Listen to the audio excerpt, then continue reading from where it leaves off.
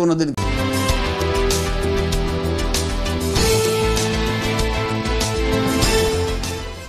স্বাগত ৭১ জার্নালে, আপনাদের সাথে আছে আমি কাউসার মাহমুদ।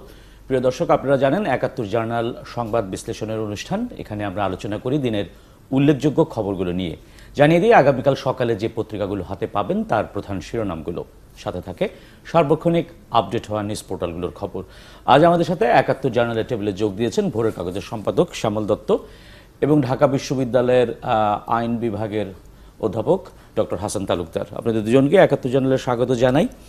আপনারা জানেন যে গেল 10ই জুন পুলিশ এই জঙ্গি দমনের জন্য সাঁড়াশি অভিযান শুরু করেছিল। সেটি শেষ হয়েছে, যদিও অভিযানটি চলছে সাধারণ নিয়মে, কিন্তু জঙ্গি দমনের জন্য যে অভিযানটি সেটি শেষ হয়েছে। এবং সেই অভিযানটাকে যদি আমরা বিশ্লেষণ করি, আমরা গণমাধ্যমে দেখছি যে কেউ বলছে 17,000 লোককে গ্রেফতার করা হয়েছে, কেউ বলছে 13,000 লোককে গ্রেফতার করা হয়েছে।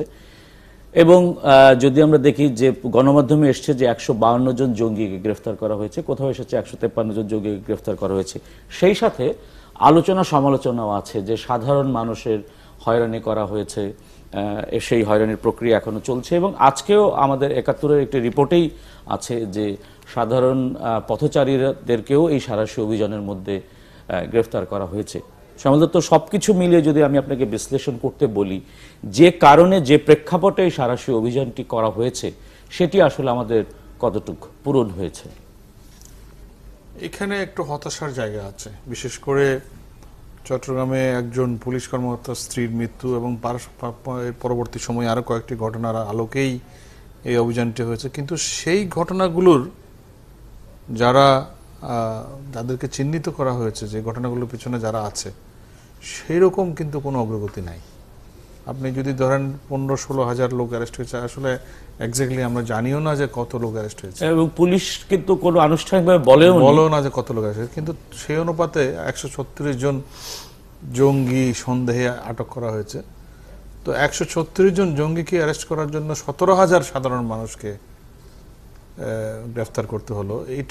এই অনুপাতটা কিন্তু আমি মনে করি খুবই আর কি মানে গ্রহণযোগ্য নয়। কারণ জঙ্গিদেরকে গ্রেফতার করার জন্য অভিযান, সাঁড়াশি অভিযান এবং অপরাধীদেরকে গ্রেফতার করার অভিযান, কিন্তু তার মানে এই অভিযানের আগে যদিও পুলিশের পক্ষ থেকে বলা হচ্ছে সুনির্দিষ্ট অভিযোগের ভিত্তিতে যাদের বিরুদ্ধে মামলা আছে তাদেরকে গ্রেফতার করা হয়েছে, তার মানে 17,000 লোক এই মামলার আসামি হিসেবে উন্মুক্তভাবে চলাফেরা করছিল।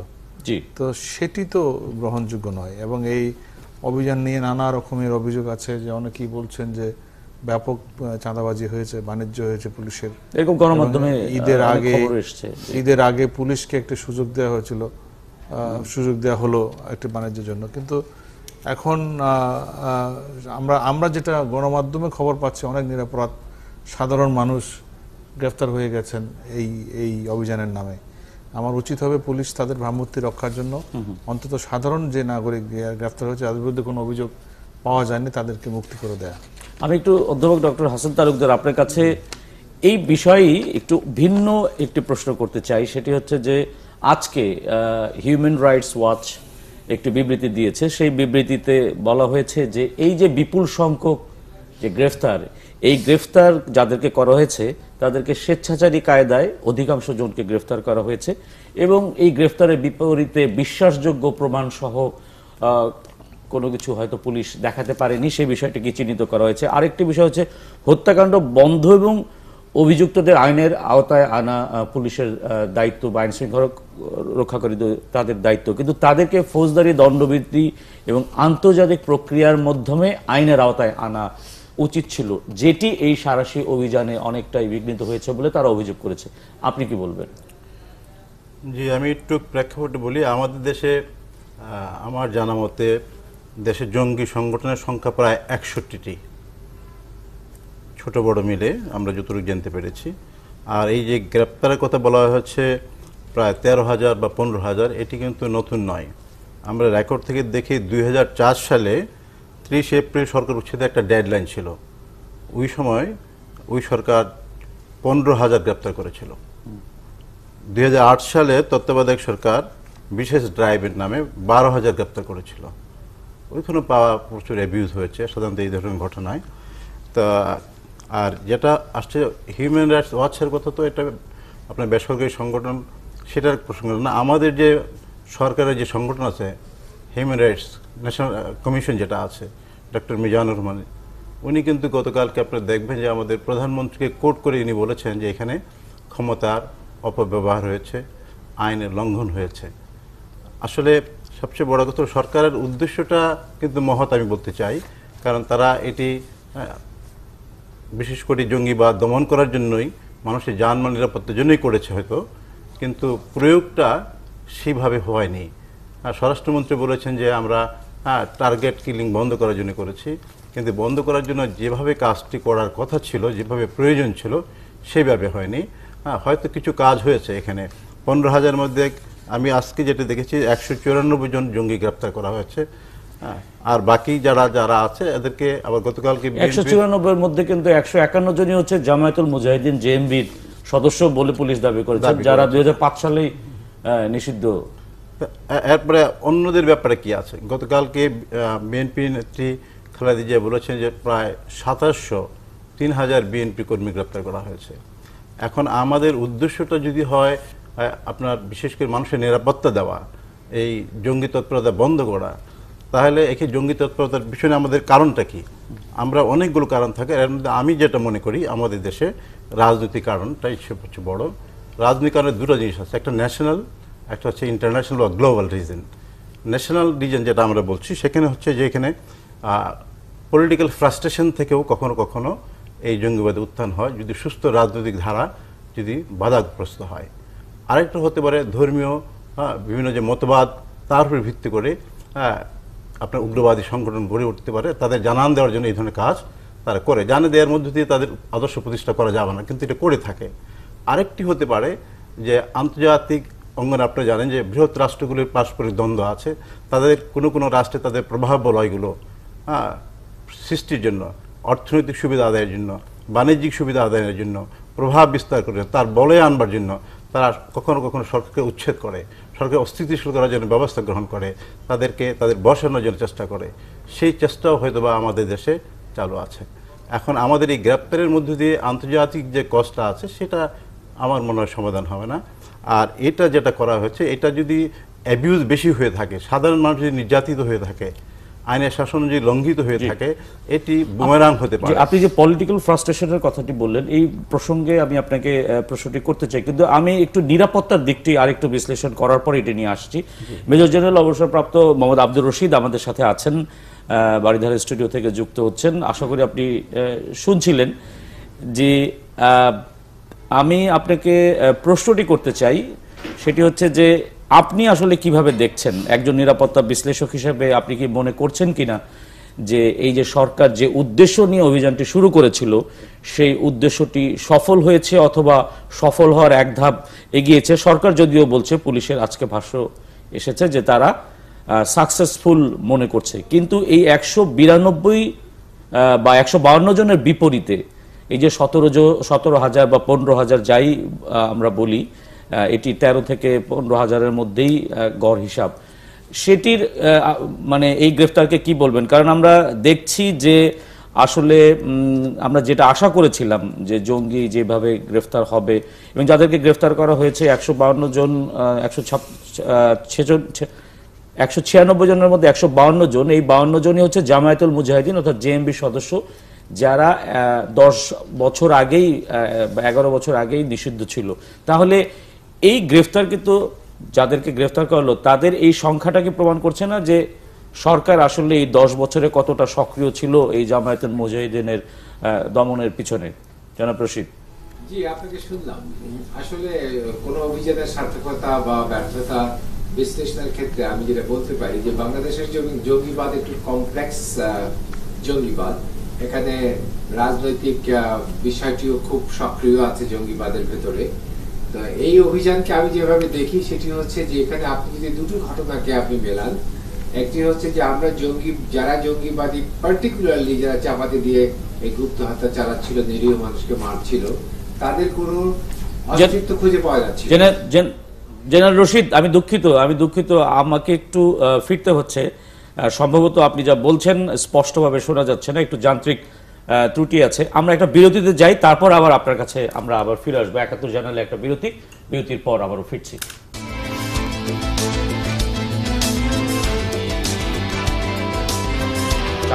চাকরি না করে শুনছিলেন আজকের প্রধান কয়েকটি শিরোনাম। আমরা আলোচনায় যাওয়ার আগে দেখে নিই আজকের কয়েকটি প্রধান নিউজ পোর্টালের খবর। প্রথম আলো, পুলিশকে বিভ্রান্ত করছে ফাইজুল্লাহ, বরফ রেখে ওজন বাড়িয়ে গরুর মাংস বিক্রি হাতিরপুল বাজারে, এই অভিনব বিষয়টি আজকে ধরা পড়েছে। জো কক্সকে শেষ শ্রদ্ধা ব্রিটিশ রাজনীতিকদের। জো কক্স লেবার পার্টির সদস্য এবং তাকে গুলি করে হত্যা করা হয়েছে। নিখোঁজের ৩ দিন পর যুবকের লাশ উদ্ধার, সিনেমা দেখে আতঙ্কে মৃত্যু। এই ছিল প্রধান কয়েকটি খবর। জনকণ্ঠে, জঙ্গিবাদ হারাম, লাখো আলেমের ফতোয়া জারি আজ। সাঁড়াশি অভিযানে ১৯৪ জন জঙ্গি গ্রেফতার হলেও থেমে নেই ওরা। বাড়ছে অপরাধ, অহরহ হ্যাকিং, সাইবার নিরাপত্তা ঝুঁকিতে।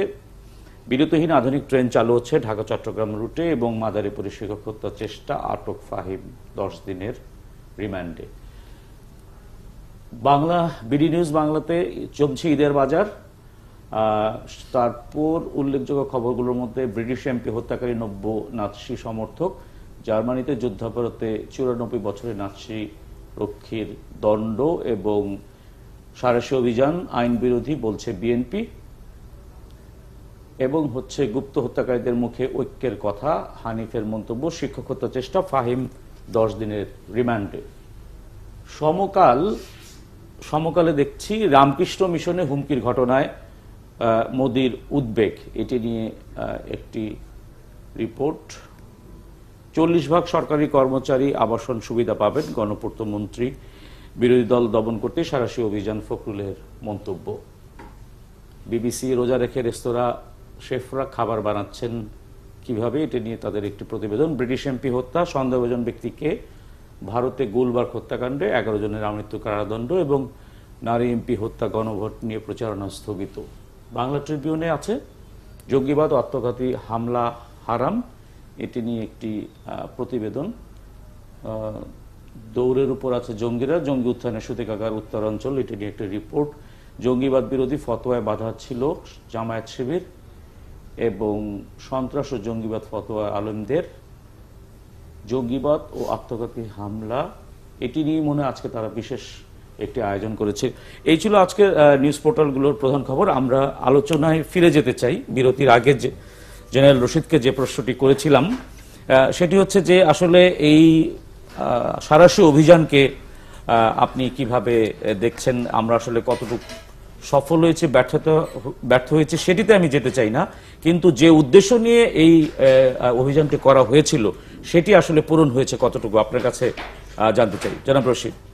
আমি মনে করছি যে এই অভিযানের ফলে কতগুলো গুরুত্বপূর্ণ, যেটাকে আমরা বলি বেজ ইনফরমেশন, এটি আইন শৃঙ্খলা রক্ষাকারী বাহিনী পেয়েছে। তার মধ্যে যদি আমি একটু মিলিয়ে দিই, সেটি হচ্ছে যে তাদের সংগঠন সম্পর্কে এবং এ ধরনের গুপ্ত হামলা করার যে কৌশলটা, সেটি হচ্ছে আমরা দেখলাম যে তারা আয়ত্ত করেছে।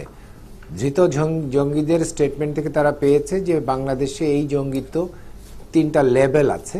একটি হচ্ছে মনস্তাত্ত্বিক বা তাত্ত্বিক লেভেল, একটি হচ্ছে মিলিটারি লেভেল, আরেকটি হচ্ছে কার্যকরী লেভেল। এটি তারা আইডেন্টিফাই করতে সক্ষম হয়েছে, যেটা আমি খুব গুরুত্বপূর্ণ মনে করি।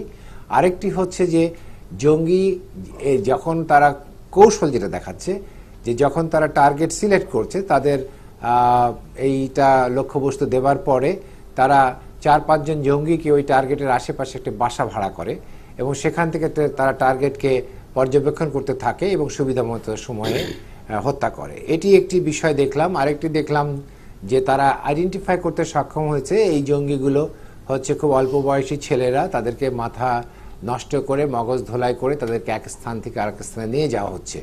তো এই যে বেস তথ্যগুলো পাওয়ার ফলে এখন কি হবে, যে যদি জঙ্গি অভিযানের যে মাত্রাটা আছে এবং জঙ্গি অভিযানের যে ডাইরেকশনটা, এখন এগুলোকে ফোকাস করলে আমরা যে 3টা জিনিসের কথা বলেছিলাম, যে জঙ্গি বন্ধ করতে হলে আমাদের 3টা জিনিসের দিকে লক্ষ্য রাখতে হবে। একটি হলো জঙ্গি সংগঠন, জঙ্গি নেতৃত্ব এবং পৃষ্ঠপোষকতা।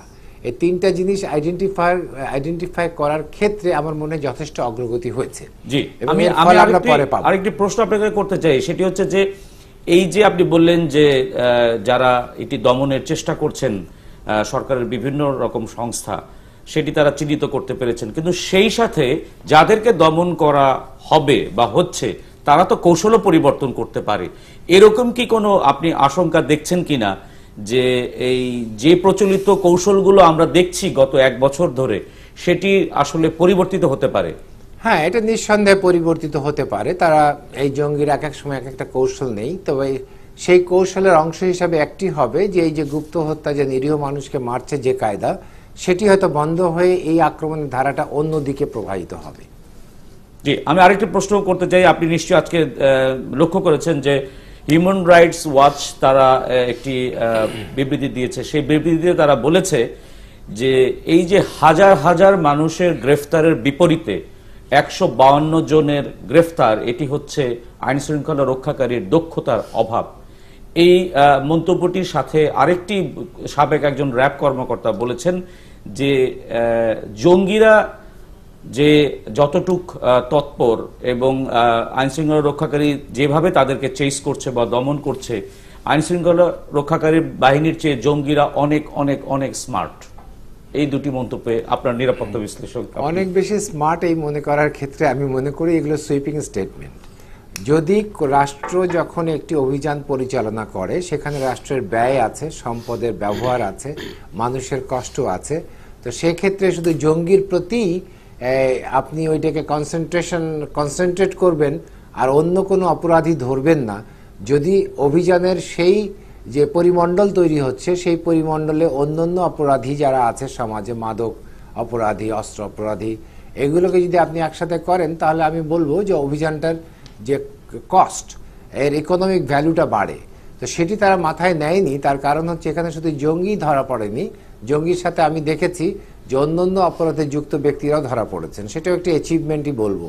যেই জায়গাটায় মানবাধিকার সংগঠন উদ্বিগ্ন হতে পারে সেটি হচ্ছে যদি কোনো নিরীহ ব্যক্তিকে যদি হয়রানিমূলকভাবে যদি এই অভিযানের ভিতরে ধরা হয়ে থাকে, সেখানে অবশ্যই মানবাধিকার সোচ্চার হবে, আমরাও সোচ্চার হব, সবাই সোচ্চার হবে। জি, আমি একটু আমাদের অতিথি দুজনকে প্রশ্ন করতে চাই, শ্যামল দত্ত এবং অধ্যাপক ডক্টর হাসান তালুকদার। যে শ্যামল দত্ত, আপনার কাছে প্রথমে করতে চাই, আমরা কিন্তু গণমাধ্যমে এই অভিযোগও দেখেছি যে জঙ্গি অভিযানে আওয়ামী লীগের এবং সরকারের অনেকে গ্রেফতার হয়েছে এবং এই গ্রেফতারকৃত লোকদেরকে ছাড়িয়ে আনার জন্য নানান রকম তদবিরও করা হয়েছে, এবং সেটা বিশেষ করে বগুড়া এলাকায়, আরো বিভিন্ন জায়গায়, চট্টগ্রামের বিভিন্ন জায়গায়, আরো বগুড়া, দেশের বিভিন্ন অঞ্চলে পুলিশ নির্বিচারে গ্রেফতার করেছে এবং এখানে কোনো দল মত দেখা হয়নি। আমি দেখেছি যে অনেক সাধারণ মানুষ গ্রেফতার হচ্ছে, রাজনৈতিক নেতা কর্মী গ্রেফতার হচ্ছে, সাধারণ কর্মী, পথচারী, নিরীহ লোক গ্রেফতার হয়েছে।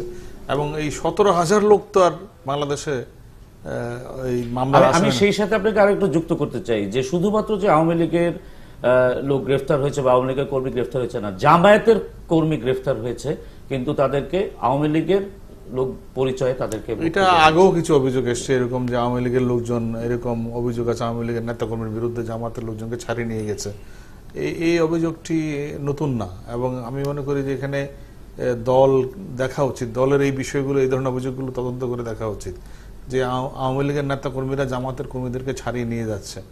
অনেক জায়গায় তো এবার ইউপি নির্বাচনে অনেক জায়গায় জামাতের নেতাকর্মীরা মনোনয়ন পর্যন্ত পেয়েছে, ফলে সেই ধরনের অভিযোগও আছে। ফলে এই বিষয়গুলো স্পষ্ট করা উচিত। আমার হয়, আমরা আশা করব অভিযানটি যেহেতু একটা পর্যায়ে সমাপ্ত হয়েছে, এই অভিযান থেকে আসলে কি পেল পুলিশ প্রশাসনের উচিত একটা স্পষ্ট বক্তব্য দেয়া যে তারা আসলে এই যে 17,000 লোককে গ্রেফতার করলো, 192 জন জঙ্গি গ্রেফতার করলো, এই যে 17,000 লোকগুলো কে? এর মধ্যে বিএনপি দাবি করছে তাদের প্রায় 2,500 থেকে 3,000 নেতাকর্মী আছে, বাকিরা কারা আসলে? বাকিরা কারা? হ্যাঁ, এর একটা স্পষ্ট চিত্র জনগণের আসলে।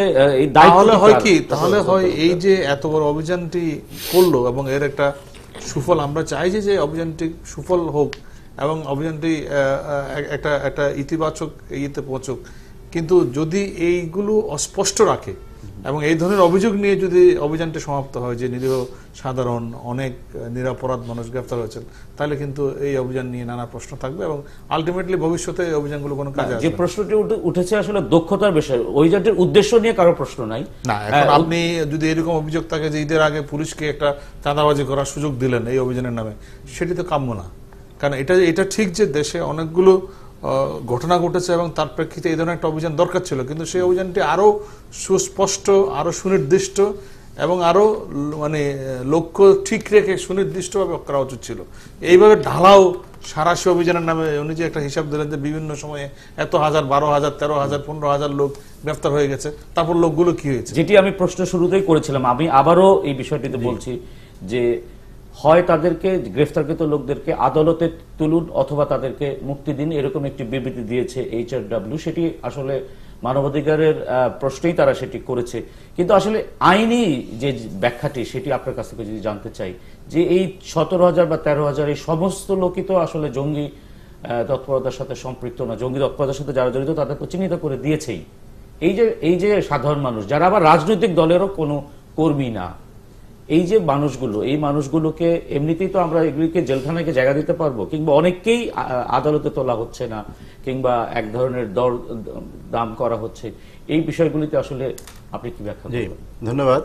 আমি প্রথমেই জেনারেল রশিদ সাহেবের প্রসঙ্গে একটু আসতে চাই যে আমাদের এখানে যে আপনার 194 জন জঙ্গি গ্রেপ্তার করা হয়েছে, অর্থাৎ যারা অলরেডি রেডিক্যালাইজড হয়ে গেছে তাদেরকে গ্রেপ্তার করা হয়েছে।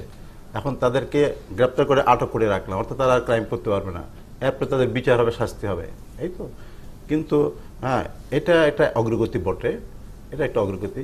কিন্তু আমরা আরেকটা জিনিস আপনাকে দেখতে হবে যে আমি যারা অলরেডি রেডিক্যালাইজ তাদেরকে আমি বন্ধ করলাম গ্রেপ্তার করে, কিন্তু আমার এই রেডিক্যালাইজেশন হওয়ার বা এই যে জঙ্গি সৃষ্টি হওয়ার যে সূত্রটা, যে কারণ রুট কজটা, সেটা যদি আমরা বন্ধ করতে না পারি, সেটা যদি আমরা বন্ধ করতে না পারি, তাহলে আমি মনে করি যে এখনকার যে এই গ্রেপ্তার এটা অগ্রগতি বটে, কিন্তু এর মধ্যে দিয়ে ওরা দুর্বল হবে বা বন্ধ হয়ে যাবে, it is too early to make any final comment. এটি এই মুহূর্তে বলা যাবে না, আমরা এটা সন্দেহ নাই আপনার বক্তব্যে। দ্বিতীয়ত যেটা হচ্ছে যে হ্যাঁ, আমাদের অগ্রগতিতে বটে কিছু লোক তো অ্যারেস্ট হয়েছে, কিন্তু এখানে আবার যে উদ্দেশ্যে আমরা যেভাবে গ্রেপ্তার হওয়া উচিত ছিল, যেভাবে করা উচিত সেভাবে হয়নি।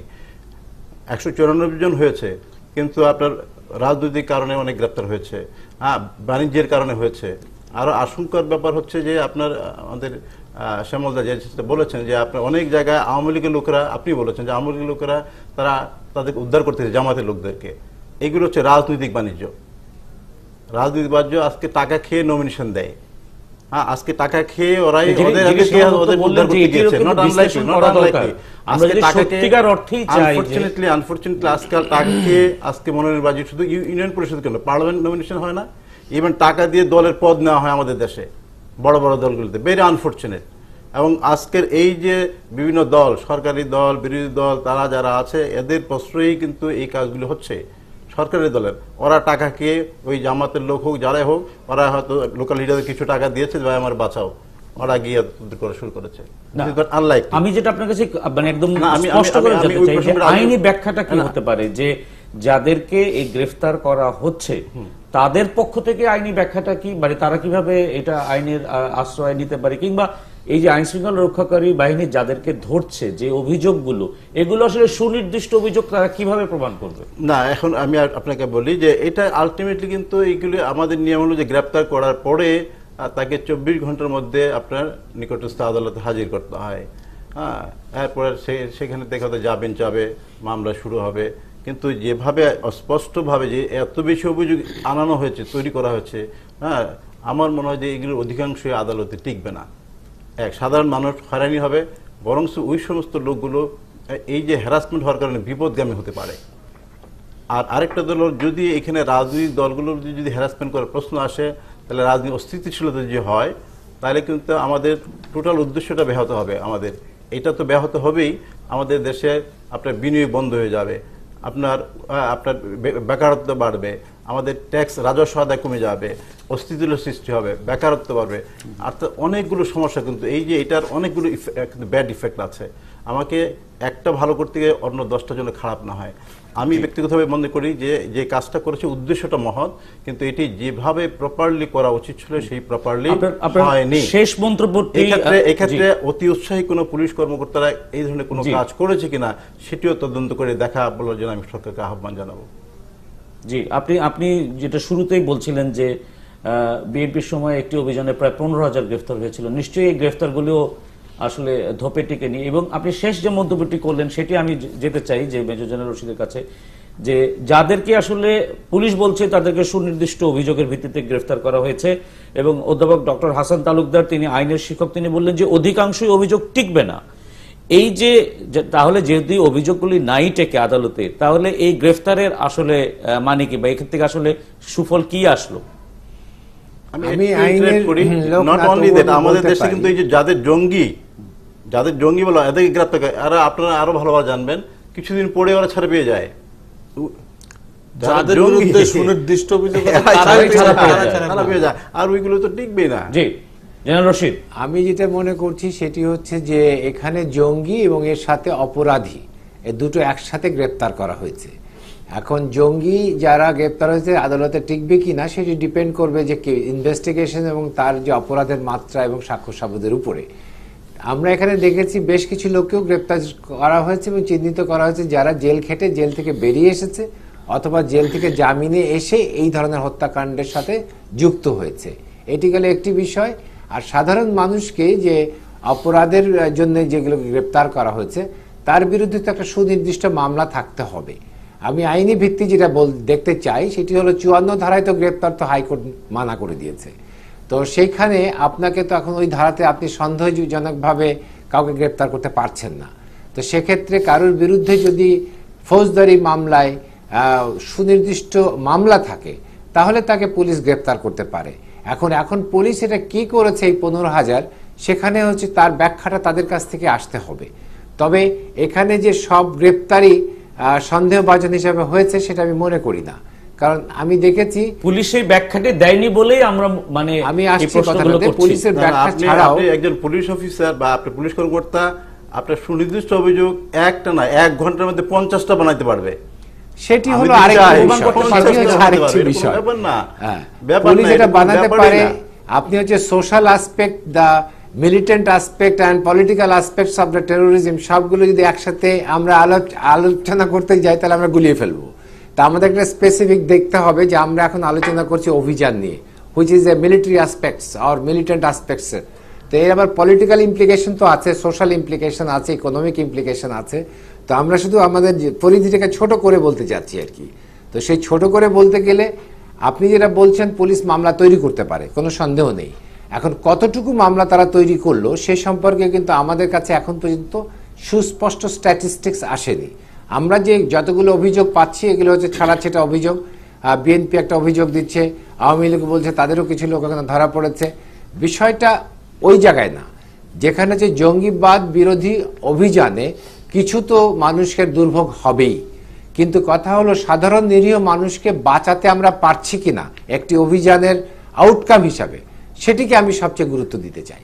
জি শ্যামল দত্ত, আমি এই প্রশ্নটির সূত্র ধরিব, সাধারণ মানুষদেরকে আমরা বাঁচাতে পারছি কিনা, এবং সেই সাথে আরেকটি প্রশ্ন হচ্ছে যে যারা সংখ্যালঘু হিসেবে এই দেশে চিহ্নিত তাদেরকেও আমরা কতটুকু আসলে বাঁচাতে পারছি। আজকে আপনার সম্পাদিত কাগজেই দেখলাম একটি লিড নিউজ যে এই যে সংখ্যালঘুরা কেন টার্গেট, এই টার্গেটের 3টি কারণ সেখানে চিহ্নিত হয়েছে। আপনার কাছে এই 3টি কারণ সম্পর্কে একটু বিস্তারিত জানতে চাই, এবং সেই সাথে আমরা এটাও তো প্রত্যাশা করি যে বাংলাদেশকে এগিয়ে নেওয়ার জন্য, বাংলাদেশের অর্থনীতিকে স্থিতিশীল রাখার জন্য আসলে এই অভিযানগুলো দরকার। কিন্তু যখন আমরা দেখি যে কিছুক্ষণ আগে আমরা দেখলাম যে পার্শ্ববর্তী দেশের প্রধানমন্ত্রী শঙ্কা প্রকাশ করেছেন, আশঙ্কা প্রকাশ করেছেন, এগুলো নিশ্চয়ই আমাদের জন্য ভালো বার্তা না।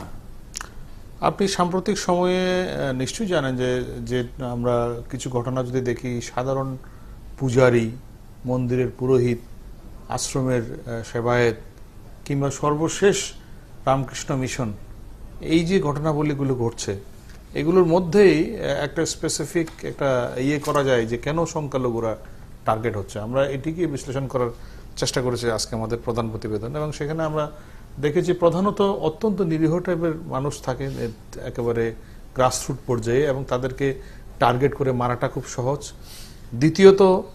দ্বিতীয় কারণটি হচ্ছে এর একটা ইন্টারন্যাশনাল কভারেজ পাওয়া যায় ভালো। আমরা দেখেছি আনন্দমোহন রক্ষিতকে হত্যার সঙ্গে সঙ্গে CNN-এ হিন্দু প্রিস্ট কিল্ড বলে স্ক্রল চলে গেল, এবং আধা ঘন্টার মধ্যে IS ক্লেম করলো যে তারা হত্যা করেছে। তৃতীয় কারণটি হচ্ছে আমাদের প্রতিবেশী দেশের সঙ্গে এখন যে একটা সুসম্পর্ক চলছে সেটিকে নস্যাৎ করার একটা চেষ্টা কিন্তু এর মধ্যে দিয়ে আছে, যেটির কিছুটা নজির আপনি এই মুহূর্তে দেখলেন যে মোদি রামকৃষ্ণ মিশনে আপনার ইয়ের জন্য উদ্বেগ প্রকাশ করে, আমাদের ভারতীয় হাইকমিশনের কর্মকর্তারা ঝিনাইদহে গিয়ে পুরোহিতের বাড়িতে যান।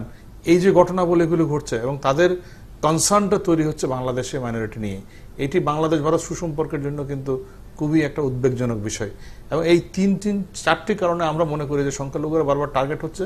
এবং আরেকটি বড় কারণ সেটি হচ্ছে অতীতে যে ঘটনাবলীগুলি ঘটেছে, সংখ্যালঘু এবং আরো অন্যান্য যে প্রান্তিক পর্যায়ে মানুষ যারা বিভিন্ন ধর্মীয় জনগোষ্ঠীর মানুষ যারা এই আক্রমণের শিকার হয়েছে, কোনোটিরই কিন্তু কোনো বিচার হয়নি এবং এগুলো কোনো বিচার হয় না আলটিমেটলি।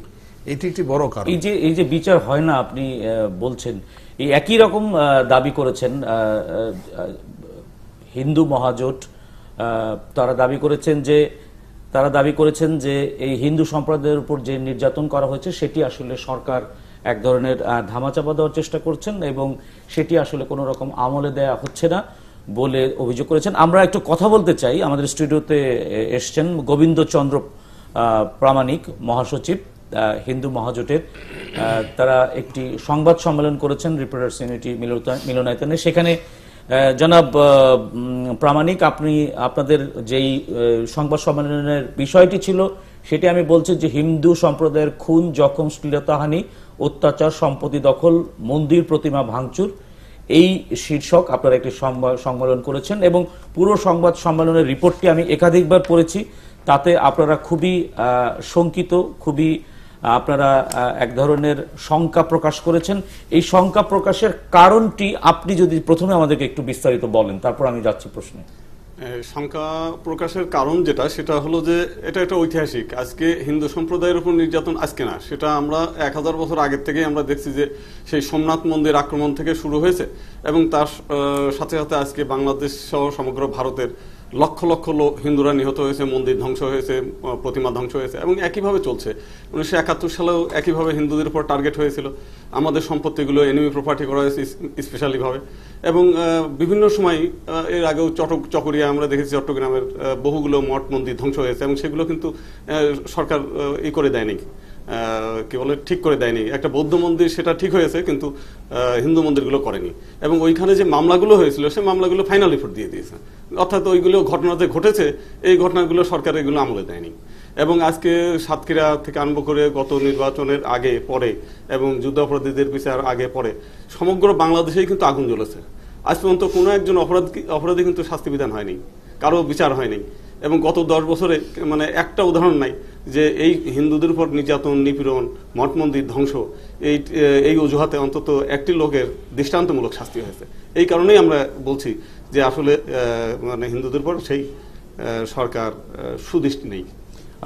আপনারা আরো বলেছেন যে সরকার ধামাচাপা দেওয়ার চেষ্টা করছে। সরকারের ধামাচাপা দেওয়ার কারণটি আপনি যদি বলতেন। আমরা যতটুকু জানি এই সরকার, আওয়ামী লীগ সরকার, বিশেষ করে যারা সংখ্যালঘু যারা আছেন তাদের নিরাপত্তার জন্য এবং তাদের ধর্মচর্চা, তাদের অধিকার, সেটা নিরাপত্তার জন্য আমরা এটাই জানি, এটাই জেনে আসছি যে তারা এই সংখ্যালঘু কিংবা যারা ধর্মনিরপেক্ষ বান্ধব সরকার, সেটি কি আপনি মনে করেন কিনা? যদি আপনি মনে করেন তাহলে হঠাৎ করে আপনার এই অভিযোগের কারণ? না, আমি তা মনে করছি না। কারণটা হলো আজকে রাষ্ট্রধর্ম ইসলামের যে বিষয়টা, সেই বিষয়টা কিন্তু ঠিক এরশাদ সাহেব যখন করেছিলেন, এখন কিন্তু সেই আমাদের বর্তমান যে গভর্নমেন্ট সে কিন্তু ওই এরশাদ সাহেবের সঙ্গে যুক্ত হয়েই সেই রাষ্ট্রধর্ম ইসলাম বহাল রেখেছে।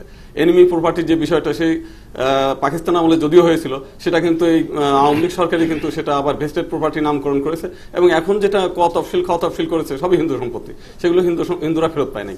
এবং এখনো পর্যন্ত বিভিন্ন এলাকায় যে সমস্ত হিন্দুদের বাড়িঘরে হামলা হচ্ছে, লুটপাট হচ্ছে, তার বেশিরভাগই কিন্তু সরকারি দলের লোকজন। আমরা যদিও রাজনৈতিক কারণে অপর দলকে দোষারোপ করা হচ্ছে বিভিন্ন সময়, কিন্তু আমরা পত্রপত্রিকা এবং সরেজমিনে যে সমস্ত ধরা পড়েছে যারা, তারা দেখা গেছে যুবলীগ, ছাত্রলীগ, আওয়ামী লীগ এরাও জড়িত, অন্যান্য দলের লোকজন আছে।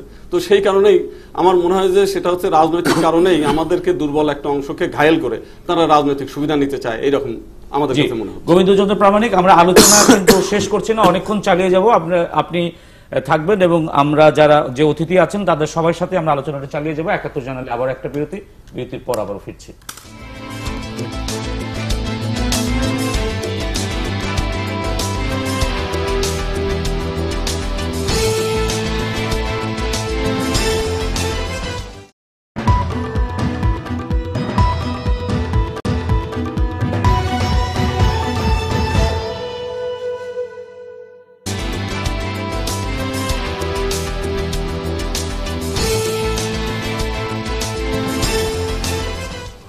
বিরতির পর ৭১ জানালে আবারও ফিরে আসলাম। আমাদের সাথে আছেন শ্যামল দত্ত, আছেন অধ্যাপক doctor Hasan Talukdar, major general Mohammad Abdur Rashid, এবং আমরা কথা বলছিলাম হিন্দু মহাজোটের মহাসচিব গোবিন্দচন্দ্র প্রামাণিকের।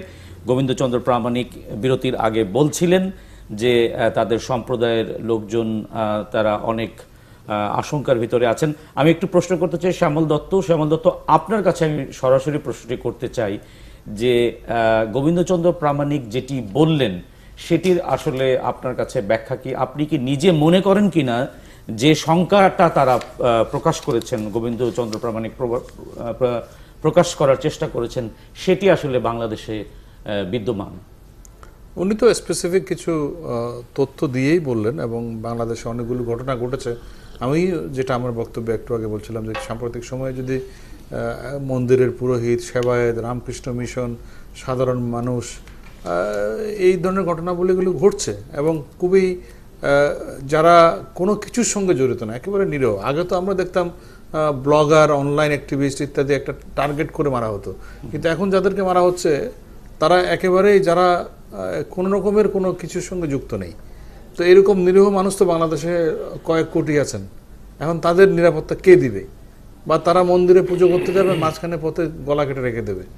এই যদি হয় অবস্থাটি, তখন প্রত্যেকটা মানুষই কিন্তু নিরাপত্তাহীনতায় ভুগছে, এবং সেই সংখ্যা থেকেই হয়তো এনারা এই কথাটি বলছেন। এবং এটাও ঠিক যে অতীতের যে ঘটনাগুলো বললেন, যে আমিও তো বলেছি যে অতীতে একটি ঘটনার কোনো বিচার হয়নি, সেটা নির্বাচনের কথাই বলুন, সেটা বাংলাদেশে আমরা দেখেছি প্রতিটা মানে কঠিন সময়ে মাইনরিটিরা অলওয়েজ ভিকটিম হয়ে যায়, কিন্তু সেগুলোর কোনো আর সুরাহা হয় না, কোনোটার বিচার হয় না, কোনোটার অপরাধীরা পার পেয়ে যায়।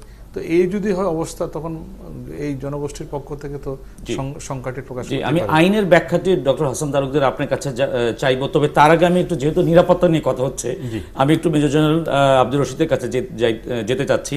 সেটি হচ্ছে যে এই যে শ্যামল দত্ত বললেন যে এই হুমকির কথা, এবং ক্রমাগত এটি মানে হয়ে আসছে, গোবিন্দচন্দ্র প্রামাণিক আরো বেশি নির্দিষ্ট করে বললেন। আমরা সাম্প্রতিক সময়ে দেখলাম যে রামকৃষ্ণ মিশনের ধর্মগুরু স্বামী শিবানন্দকে হত্যার হুমকি দেওয়া হয়েছে, চিঠি দেওয়া হয়েছে। আপনার কাছে কি মনে হয়, এই যে আমরা বেশ কিছুদিন যাবৎ দেখছি গণমাধ্যমে যে সংখ্যালঘুদের উপরে এটি আসলে ক্রমাগত হুমকিটি আসছে, এটি আসলে আইন শৃঙ্খলা রক্ষাকারী বাহিনী যারা আছেন তারা আসলে কতটা গুরুত্ব দেয় বলে আপনারা মনে করেন, বা গুরুত্ব দেওয়া উচিত? সেটা আইন শৃঙ্খলা বাহিনী ভালো বুঝতে পারবে। আপনি একজন নিরাপত্তা বিশ্লেষক হিসেবে আমাদেরকে মানে একটু কি এই আশঙ্কার জায়গা থেকে আমাদেরকে কোন সমাধান দেখাতে পারেন কিনা, যে রাষ্ট্রের আসলে কি করা উচিত? আপনি একজন বিশ্লেষক হিসেবে যে এই জায়গাগুলিতে, এই যে পাশে যে বসে আছেন তিনি যেটি বলছেন সেটি আশার কথা না, শঙ্কার কথা, তাকে কিভাবে আমরা আশ্বস্ত করতে পারি? আমি সে কথাই বলছি যে এখানে শুধু সংখ্যালঘু টার্মটা আমরা ব্যবহার করছি। আমি যেটা বলতে চাই সেটি হচ্ছে সমস্ত নাগরিকই কিন্তু নিরাপত্তা দেওয়ার জন্য রাষ্ট্র দায়বদ্ধ। তো এখন সংখ্যালঘুদের বিশেষ করে তারা যখন লক্ষ্যবস্তু হয়েছে এবং তাদের যে সংখ্যাটা আছে এটি অবশ্যই গণনায় নিতে হবে, এবং সেটি গণনায় নেওয়ার ক্ষেত্রে আপনি বলছেন যে আইন শৃঙ্খলা বাহিনীর সক্রিয়তা কতটুকু আছে।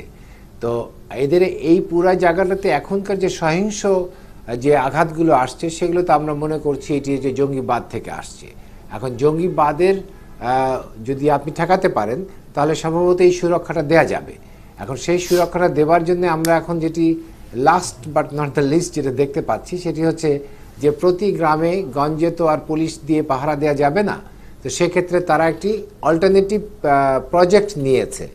এই প্রজেক্টটা যদি খুব ভালোভাবে হ্যান্ডেল করা যায় সেটি হচ্ছে যে মানুষকে নিয়ে যে কমিউনিটি পুলিশিং এবং পাহারার ব্যবস্থা, যাতে ওই এলাকায় কেউ হলে তখন হচ্ছে এখানে সংখ্যালঘু এবং সংখ্যাগুরু সবাই যদি একসাথে মিলে এই পাহারার ব্যবস্থা করে এবং মানুষের মধ্যে এই সচেতনতা সৃষ্টি হবে যে আমরা আমাদের এলাকার কাউকে আঘাত করতে দেব না, তাহলে আপনি এটা বন্ধ করতে পারবেন সামাজিকভাবে। এটি সামাজিক সুরক্ষা। এটির জন্য চাই হচ্ছে একটি, আমি বলবো যে একটি রাজনৈতিক চেতনারও প্রয়োজন আছে।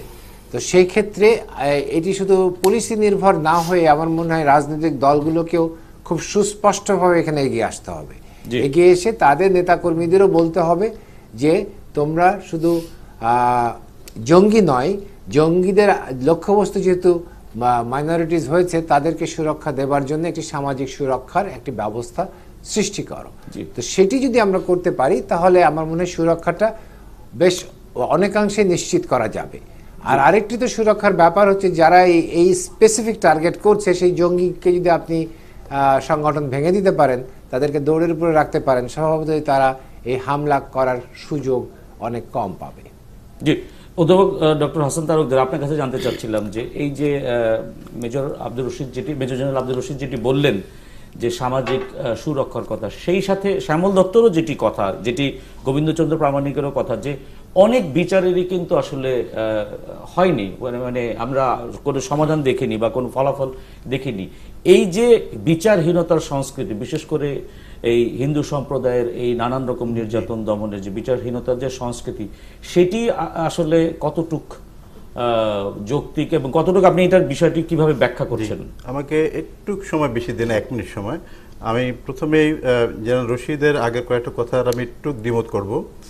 উনি বলেছেন যে পুলিশ অপরাধী থেকে, জঙ্গি ছাড়া অপরাধীকে গ্রেপ্তার করেছে, এটি আইনগতভাবে বলার কোনো সুযোগ নেই। তারা অভিযুক্ত, দোষী নয়। অপরাধী বলতে পারবে একমাত্র আদালত, পুলিশ নয়, নাম্বার 1। নাম্বার 2, উনি বলেছেন যে এটা একটা মিলিটারি অপারেশন। ঠিক আছে, এই মিলিটারি অপারেশনের সাথে যেখানে রাজনৈতিক উদ্দেশ্যে ব্যবহৃত হচ্ছে, রাজনীতি জড়িয়ে যাচ্ছে, যেখানে সাধারণ মানুষ গ্রেপ্তার হচ্ছে সেখানে সামাজিক দিক জড়িয়ে যাচ্ছে, এটি আর মিলিটারি অপারেশনের সীমাবদ্ধ নেই। আর আমার খুবই অ্যালার্মিং মনে হয়েছে, উনি আর্মি পার্সন, উনি বলেছেন যে কিছু নিরীহ লোক তো দুর্ভোগ হবেই, পাই। আমাদের আইনের ভাষা আমরা বলে থাকি যে একজন নির্দোষ ব্যক্তিকে রক্ষা করার জন্য যদি 1, 2, 3 দোষী মানুষ মুক্ত হয়ে যায়, সেটি গ্রহণযোগ্য। আপনি আমাকে রংলি কোট করছেন, আপনি আমাকে রংলি কোট করছেন। Please let it be very clear. আমি বলছি আপনি রংলি কোট করছেন। সেটি হচ্ছে আমি যেটা বলেছি যে আমরা এখানে কথা বলছি, টেরোরিজমের অনেকগুলো দিক আছে, সব দিক নিয়ে আমরা কথা বলতে পারবো না। আমরা বলেছি এই অভিযানের মধ্যে আমাদের কথা বলা সীমাবদ্ধ রাখবো, কিন্তু আপনি এটাকে রংলি প্লেস করলেন। আরেকটা জিনিস বলি, ফার্স্টে বলি, আপনি শুনেন, আপনি বলবেন পরে কোল্যাটারাল ড্যামেজ বলে প্রতিটি অপারেশনের আপনি বলেছেন যে অপরাধী, নো, আপনি ঠিক আছে, আমি বুঝতে পেরেছি অপরাধীর অভিযুক্ত, আপনার ইংরেজি অভিযুক্ত আর অপরাধী এক জিনিস কিনা আমি জানি না। আমি বলছি অভিযুক্ত আর অপরাধীর এই যে কনোটেশনটা, অপরাধীর একটু ইংরেজি বলেন তো দেখি। হ্যাঁ, অপরাধী মানে criminal. Criminal. You cannot say that. Criminal They are accused. They are not criminal. They are accused. They are accused. অভিযুক্ত। Keep in mind, they are accused. They are অভিযুক্ত. They are not criminal. Criminals are not অভিযুক্ত. Criminal, and then they are suspected criminals. They can be punished. Okay, they are suspected criminals. After এটা, this is not right. Number 1. This is Number right. 2 আসছে, You are just wrongly representing my talk. বলেছেন যে নিরীহ ব্যক্তিরা দুর্ভোগ হবে, হয় এটা হয়তো হবে, এটা আপনি জানেন না, সেজন্য ইউ আর নট প্র্যাকটিশনার। আপনি এটা ধরে নিলেন। I said any military operation, আপনি তো মরার আগে মরে গেছেন, সিকিউরিটি আপনি তো মরার আগে মরে গেছেন, আপনি will have a collateral damage. আপনি ধরে নিয়েছেন হবে, হয় আপনার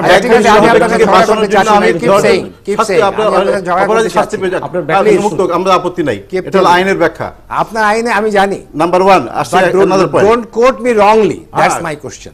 You say whatever you feel like, but don't quote me wrongly. Then না, আমি যতটুকু বুঝেছি I said you talk, you say yourself, but don't quote me wrongly. আপনি কন্টিনিউ করেন, আপনার দুটো ব্যাখ্যা। This is your understanding, but this is not my understanding. Keep in mind. You give your understanding, but not however giving me a misperception. Let me have my say. Number 1, আর আমাদের প্রামাণিক সাহেব যেটা বলেছেন সেখানে আমি পুরোপুরি একমত নই সব বিষয়ে। আমাদের দেশে সরকারকে পুরোপুরি দায়ী করা যাবে না। আমাদের দেশে যে আইনি প্রোটেকশন, কিছু আইন আছে যেগুলো আমাদের সংখ্যালঘু যারা আছে তাদেরকে পুরোপুরি প্রোটেক্ট করছে না, কিন্তু প্রোটেক্ট করার জন্য পর্যাপ্ত আইন আছে। আমাদের দেশে পাকিস্তান আমলে আমাদের 56-এর সংবিধানে, 62-র সংবিধানে আপনি কোনো মাইনরিটি মুসলমান ছাড়া কেউ প্রেসিডেন্ট হতে পারতো না। আমাদের এখন কি আইনে সেটা আছে? আমাদের বাংলাদেশের চিফ জাস্টিস হয়নি মাইনরিটি, আমি আইনের কথা বলছি যে আইনে কিছু লোফল আছে, কিন্তু কিছু প্রোটেকশন আছে। কিন্তু আমি যতটুকু প্রোটেকশন আছে, না না, উনি 1000 বছর কথা বলেছেন, 1000 বছর ধরে নির্যাতনের কথা বলেছেন। না, আমার আইনি প্রোটেকশন আছে, আইনি প্রোটেকশন কিন্তু আগের চেয়ে ভালো হয়েছে। না, এই যে আমি যেটা বললাম, আমাদের যেটা আগে ছিল হ্যাঁ কোনো আপনি কি 72 সংবিধানের সাথে 56 সংবিধানের মিল আমি না আমাদের আইনের দিক থেকে তো সেটা ভালো হয়েছে। আমাকে বলতে দেন আগে। এরপর আপনি আসেন যে আপনি শুধু মাইনরিটি, যে আজকে যে কিলিং হচ্ছে শুধু মাইনরিটি হচ্ছে, ইমামদেরকে হত্যা করা হয়েছে। আপনি এই যে কিলিং হয়েছে আপনি দে আর অলসো মাইনরিটি, কে বলছে আপনি শিয়া মসজিদ আর আহমদিয়া হচ্ছে ধর্মীয় চিন্তার দিকে যারা মাইনরিটি তারা মুসলমান।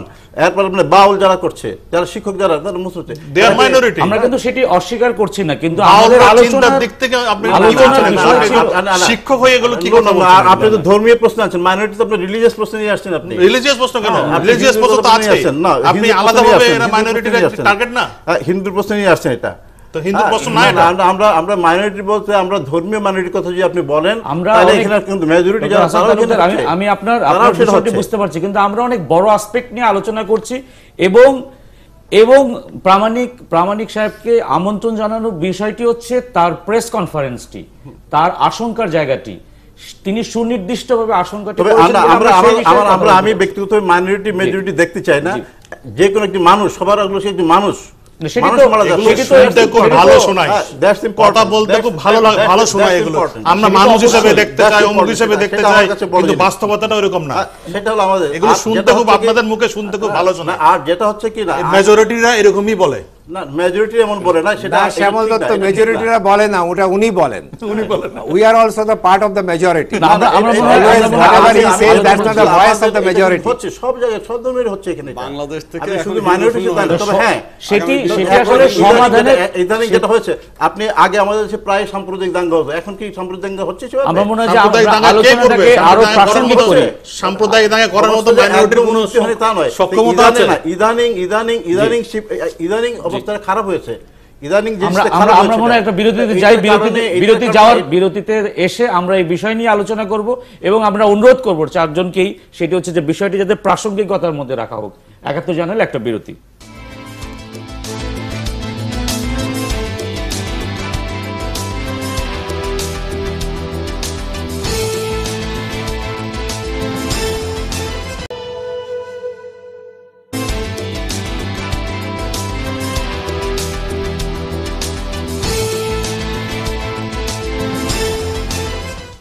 বিরত প্রায় ৭১ জানুয়ারি আবারও ফিরে আসলাম। আমাদের সাথে আরো যুক্ত আছেন মেজর জেনারেল অবসরপ্রাপ্ত মোহাম্মদ আব্দুর রশিদ এবং গোবিন্দ চন্দ্র প্রামাণিক। আমরা একটু গোবিন্দ চন্দ্র প্রামাণিকের কাছে যেতে চাই যে আপনাদের যেই সংবাদ সম্মেলনটি করেছেন সেটি নিয়ে দ্বিমতও আছে। আপনারা বলেছেন যে ঢাকেশ্বরী মন্দিরে পূজা বন্ধ হয়ে গেছে এবং এখানে মহিলারা শাঁখা সিঁদুর পরে আর বাসার বাইরে বের হচ্ছেন না। এটির সাথে দ্বিমত পোষণ করেছেন পূজা উদযাপন পরিষদের সাধারণ সম্পাদক জনাব তাপস কুমার পাল, এবং তিনি বলেছেন যে না, পূজা বন্ধ হয়নি, ঢাকেশ্বরী জাতীয় মন্দিরে পূজা বন্ধের যে কথা বলা হয়েছে সেটি সঠিক নয়, যথারীতি পূজা চলছে এবং পূজারীবৃন্দ এবং ভক্তের সমাগম আগের মতোই রয়েছে। এটি একই সাথে আপনাদের যে সংবাদ সম্মেলনের রিপোর্ট এসেছে সেটির সাথে ছাপা হয়েছে। এটির উত্তরে আপনি কি বলবেন? এবং সেই সাথে যদি ছোট্ট করে আপনি উত্তর দেন, সেটি হচ্ছে যে আমাদের যদি গৃহে কোনো ঝগড়া লাগে কিংবা কোনো কিছু হয়, আমরা সেটা গৃহকর্তার কাছেই সমাধানটি চাইব, এরকমই আমরা বিষয়টি জানি। এই যে সাম্প্রতিক বেশ কয়েকটি হামলা হলো, এই হামলার পরিপ্রেক্ষিতে আপনাদের দুজন নেতা ভারতের প্রধানমন্ত্রী নরেন্দ্র মোদীর কাছে হিন্দুদের নিরাপত্তার জন্য হস্তক্ষেপ চেয়েছেন। এই খবরটি প্রেস ট্রাস্ট অফ ইন্ডিয়ার বরাতে ছাপা হয়েছে ভারতীয় সংবাদপত্রে। এটি আসলে কতটা যৌক্তিক? আমাদের দেশের প্রধানমন্ত্রীর কাছে কিংবা আমাদের দেশের আইন শৃঙ্খলা রক্ষাকারীর কাছে বিচার চাইতে গিয়ে কি আপনি হতাশ বোধ করছেন? আচ্ছা, এই বিষয়ে প্রথমে যেটা আমি বলতে চাই সেটা হলো যে আমাদের সংবাদ সম্মেলনে যেটা বলা হয়েছিল, আজকের কালের কণ্ঠে একটি নিউজ আছে, সে নিউজে বলা আছে যে গত ৪-৫ মাস যাবৎ ঢাকেশ্বরী মন্দিরে কোনো সামাজিক অনুষ্ঠান হচ্ছে না, পূজা পার্বণ বন্ধ হয়েছে, এটা আমরা বলিনি। বলেছি কোনো সামাজিক অনুষ্ঠান যেগুলো হচ্ছিল সেই অনুষ্ঠানগুলো বন্ধ হয়েছে নিরাপত্তার অভাবে এবং অনেকেই এই কাজগুলো করছে না। আর শাঁখা সিঁদুরের বিষয়টা হচ্ছে এখন সত্যিকারভাবেই গ্রামে গঞ্জে যেখানে আছে, আমরা সারা বাংলাদেশ থেকে এই রিপোর্ট আসছে যে অনেকেই আমাদের কাছে বলছে যে চলেন আমরা একসঙ্গে দল বেঁধে চলে যাই, নরেন্দ্র মোদীকে বলেন আমরা এই দেশে থাকবো না, এই দেশে আমাদের নিরাপত্তা নাই, জমি জমা কেড়ে নিচ্ছে, সম্পদ কেড়ে নিয়ে যাচ্ছে। বাহুফলে দেখা গেল 4 জন মহিলাকে বাজারের মধ্যে উলঙ্গ করে শ্লীলতাহানি করেছে, বেদম পিটিয়েছে। 2 জন মহিলাকে নৌকায় করে নিয়ে মা মেয়েকে রেপ করেছে। এই সমস্ত সংবাদ যখন যারা পড়ে, যখন জানে, তখন তারা আর এটা নিরাপত্তা বোধ করে না। আর আমাদের যে দুইজন নেতা যেটা বলেছেন এই বিষয়টা আসলে ওনারা যদিও অস্বীকার করেছেন, তারপরেও আমার মনে করি যে একটা যৌক্তিকতা আছে। আমি আমাদের শ্যামল দত্ত মহোদয় বলেছেন যে যেটা স্বীকার করেছেন, এবং বাংলাদেশে এটা সত্যিকার স্বীকৃত বিষয় যে আমরা গত 10 বছরে কোনো ধরনের কোনো বিচার হয়নি এবং কোনো নিরাপত্তা বোধ করিনি। প্রতিদিনই আমাদের আবুল বারাকাত সাহেব একটা গবেষণা করে বলছে যে প্রতিদিন 535 জন হিন্দু নিখোঁজ হচ্ছে প্রত্যেকদিন। আপনি আপনার কথা সূত্র ধরে আমি মেজর জেনারেল আব্দুর রশিদ আপনার কাছে জানতে চাচ্ছি যে আমরাও জানি যে দুইজন নেতা উদ্ধৃতি দিয়ে এটা বলা হয়েছে, সেটি তদন্তে দেখা গেছে যে তারা এটি অস্বীকার করেছেন, যেটা প্রামাণিক নিজেও বললেন।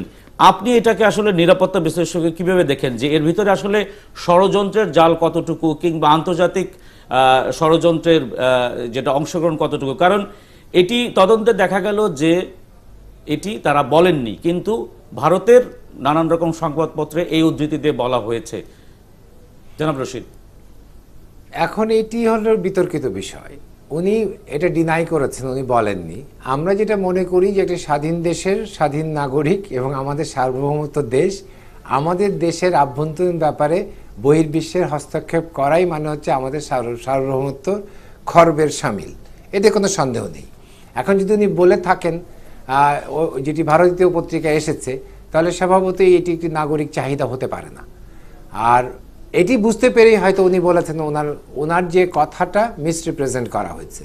হতেই পারে এরকম মিসরিপ্রেজেন্টেশন আমরা দেখি, তবে একটি আবেগের জায়গা আছে, যেটি কিছুক্ষণ আগে আপনি যখন আমার পাশের বক্তার বক্তৃতা শুনলেন, তাহলে উনি কিন্তু বলেছেন নিরাপত্তার ক্ষেত্রে মা মেয়েকে ধর্ষণ, তারপরে উলঙ্গ করে পেটানো, এগুলো আমাদের গণনায় নিতে হবে। এটিকে যদি আমরা ডিনাই করে যদি মনে করি যে আমরা সংখ্যালঘু সুরক্ষা দেবার চিন্তা করছি, তাহলে আমার মনে হয় ভুল চিন্তা হবে। তো সেখানে এই যে ঘটনাগুলো পরম্পরায় ঘটছে, এটাকে আপনাকে অবশ্যই এটাকে অ্যারেস্ট করতে হবে। সেটি করার জন্য আইন প্রয়োগকারী সংস্থা যেমন সক্রিয় হইতে হবে আইনের বিষয় দিয়ে, আমি মনে করি আবার সমাজের ভেতরে একটা চেতনা, অসাম্প্রদায়িক চেতনা, একটা সম্প্রীতির চেতনা, এটিও ডেভেলপ করতে হবে। তো সেটি যদি আমরা না করতে পারি, সেখানে কিন্তু রাজনৈতিক দলগুলোর একটা বড় ধরনের ভূমিকা আছে, সাথে এই যে সামাজিক প্রতিষ্ঠানগুলোর ভূমিকা আছে।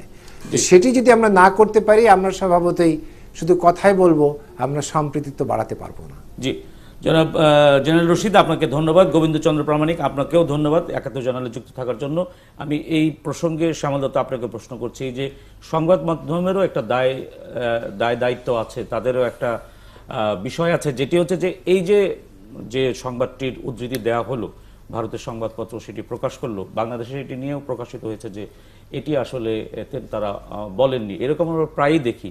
এই যে সাম্প্রতিক সময়ে যে ঘটনাগুলো ঘটলো, বা এই সাম্প্রদায়িকতার যে মানে বন্ধন, এটির আসলে গণমাধ্যমের আসলে কতটুকু ভূমিকা আছে? দেখেন, এই বাংলার হাজার বছরের সংস্কৃতি ইতিহাস হচ্ছে আমরা সাম্প্রদায়িক সম্প্রীতির ইতিহাস। এর মধ্যে মাঝে মাঝে ব্যত্যয় ঘটনি তা না, বিভিন্ন সময় ঘটেছে, এবং ঘটনাগুলোকে আমাদেরকে সত্যকে সত্য স্বীকার করে নেওয়া উচিত। এই দেশে সংখ্যালঘুরা নির্যাতিত হচ্ছে বিভিন্ন জায়গায়, বিভিন্ন সময়ে ক্রান্তিক ভোটের বলুন, আর ওই যুদ্ধাপরাধের বিচারের কথা বলুন, চাঁদে ছায়াদিকে দেখা যাওয়ার সময় বলুন, যে কোনো সময়, যে কোনো ক্রান্তিকালে, যে কোনো সংকটে, মুক্তিযুদ্ধের কথাই বলি আমরা, যখনই বলি যে মুক্তিযুদ্ধ, এই সামগ্রিক সময়গুলোতে আমরা দেখেছি সংখ্যালঘুরা নির্যাতিত হয়েছে। এটি বাস্তবতা, এটাকে স্বীকার করে নেয়াই ভালো। কিন্তু আমরা চাই যে এগুলোর বিচার হোক, এই দেশের সমস্যার সমাধান এই দেশেই করতে হবে। আমরা দুজন রানা দাশগুপ্ত এবং পীযূষ বন্দ্যোপাধ্যায়কে তারা বলেছেন রংলি তারা কোটেড হয়েছেন, তাদেরকে ভুলভাবে উদ্ধৃত করা হয়েছে, কিন্তু আমরা মনে করি যে এই দেশের সমস্যা এই দেশের মধ্যেই সমাধান করতে হবে, বাইরের কারো দিয়ে হবে না। এটি আমরা চাই যে এই দেশের আইন শৃঙ্খলা বাহিনী, এই দেশের যে প্রশাসন, এই দেশের সরকার, তারা এই সমস্যাগুলো সমাধান করবে। একদম ছোট করে বলছি, যেটা হচ্ছে যে আমাদের দেশে এখানেও আমাদের ধারণা একটু ভ্রান্তি আছে। আমাদের যে সার্বভৌমত্ব কিন্তু ইন্টারন্যাশনাল লতে টু সাম এক্সটেন্ট কম্প্রোমাইজ করা হয়েছে। একটা দেশে যদি ব্যাপকভাবে মানবাধিকার লঙ্ঘিত হয়, গণহত্যা হয়, মাইনরিটি নির্যাতন হয়, সেখানে জাতিসংঘ হস্তক্ষেপ করতে পারে সার্বভৌমত্ব থাকার পরেও। এটা কিন্তু সুযোগ অন্য রাষ্ট্রও পারে, পৃথিবীর ইতিহাসে কিন্তু এখনও অনেক জায়গায় দেখা যায় এবং হচ্ছে সেটা। আমরা সেটি আশা করব। আমরা আশা করব সরকার দ্রুততার সাথে এবং শক্তিশালী এবং বোল্ডলি এই বিষয়গুলো সমাধান করবে, এগিয়ে আসবে, যেন বাইরের কোনো হস্তক্ষেপের সুযোগ সেখানে না থাকে। আমরা এটি প্রত্যাশা করব। আমরা শান্তি প্রত্যাশা করব, সাম্প্রদায়িক সম্প্রীতি প্রত্যাশা করব, এবং আমাদেরকে কালেকটিভলি চিন্তা করতে হবে। আমি ব্যক্তিগতভাবে মনে করি আমরা মানুষ, এটি বড় পরিচয় হওয়া উচিত আমাদের। Thank you. সমল দত্ত, আপনার সর্বশেষ মন্তব্য নিয়ে করতে। আমরা চাই যে এই ঘটনাবলীগুলো যাতে না ঘটে এবং আইনশৃঙ্খলা রক্ষাকারী বাহিনী যাতে আরও সক্রিয় হয় এবং সম্প্রতি সময়ে যে ঘটনাবলীগুলো ঘটছে এগুলোর ব্যাপারে আরও তাদের আমরা সুনির্দিষ্ট পদক্ষেপ আশা করছি। যদি সেটি হয় আমরা আশা করি যে সংখ্যালঘুরা অন্তত তারা পাবে, নিশ্চিন্ত থাকবে যে তাদের উপরে নির্যাতনগুলো আর হবে না। জি, আপনাদের ৭১ জার্নালে অংশগ্রহণ করার জন্য স্বাগত জানাই। দর্শক যারা দেখছেন আপনারাও ভালো থাকবেন, সুস্থ থাকবেন। সবাইকে শুভরাত্রি।